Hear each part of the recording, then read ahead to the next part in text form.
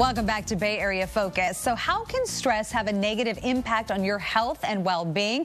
And how can we handle stress? Here to answer those questions is doctor and author of Goodbye Hurt and Pain, Dr. Deborah Sandella. Thanks for coming on the show. Oh, thank you for having me. All right, stress. It affects all of us. I mean, really, Right. It is a universal problem, right? What can we do? First of all, how do we know we're dealing with some hardcore stress? Are there symptoms to look for? What is it? Yes, and every person's symptoms are unique to them. So it's like there's a tipping point because some stress actually helps us perform better. Sure. However, when you get over that tipping point, you start to drain energy and clarity, and all of a sudden we're not performing like we could. So it's really good to pay attention to what your signs are, your markers. So for instance, sometimes it's headaches, stomach aches, anxiety, feeling tired, procrastinating, feeling down. I mean, there can be all kinds of things. It's very unique to the person, but you want to know what yours are, because if you go over that tipping point, it takes twice as long to recover as if you take just a little time before. Like when you start getting into trouble, just slow down, take a few minutes here and there. It doesn't have to take a lot if you do it before. Use time. Right, and it can be whatever fits with your schedule. But what happens is we have very busy days, as I'm sure you are very, very busy with all that you're doing. And so we want to be able to give our body and our mind a little recovery time. What's amazing is it does it on its own. It will recover as long as we create some quiet time. Now, for some people who are very active, that may be a walk, a quiet solitude, solitary walk, so you're not engaging with somebody. But otherwise, even just sitting, even in the shower, in the drive to and from work, these are great times to be able, as long as we're intentional and not like thinking. Sure.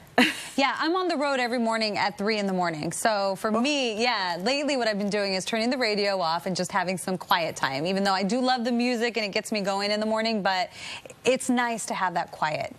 It really is, because the brain actually reorganizes itself. It's kind of like it has a self-cleaning mode on it. We just need to give it the time to recover so that it's ready, like for the next segment of the day. And what about your feelings? I mean, you want to cry. If you feel like you just want to cry because you're at that tipping point, do you try and stifle that or just let it go?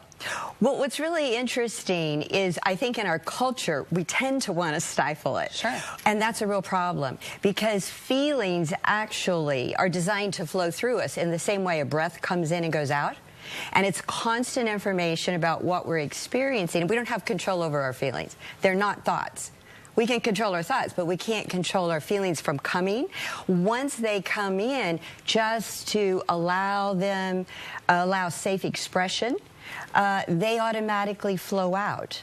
And so it's very important to keep up with our feelings, because it's very important information as to what our experience is, so that we know what's next, what we need to do in order to take care of things. And especially, there's a lot of anxiety these days. And some of that is not really knowing how we feel. And when we don't really tune into our body, and feelings are a body experience. So they're different than a thought. Thought is a mind-brain experience, thinking experience, and feelings are a body experience.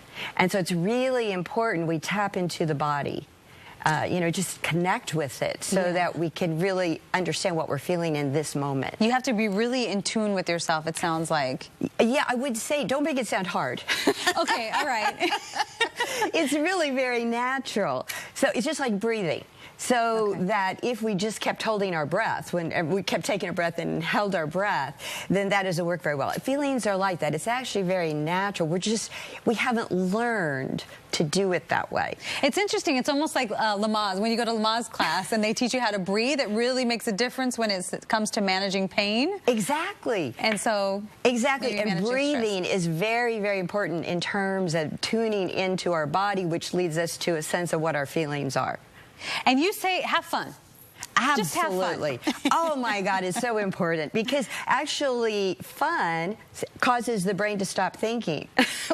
we're in the moment. Which could be a very good thing. Very good thing. Yeah, exactly. Too much thinking wears us out. And then how about, you know, just not being so hard on yourself? Is that sometimes why we get so stressed out and get that anxiety? Oh, yes. Yes, Michelle, it is. That we're so perfectionistic. We want to do things right. I mean, it's all coming from a good place.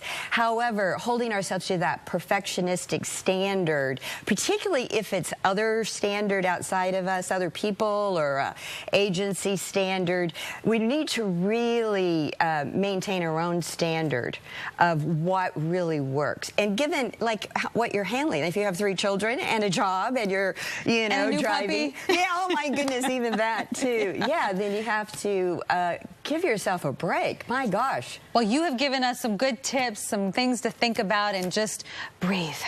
Take a breath and get some quiet. All right, thank you so much for coming on the show and helping us out here. For more information on Dr. Sandella's book and handling stress, just log on to goodbyehurtandpain.com. Again, that's goodbyehurtandpain.com.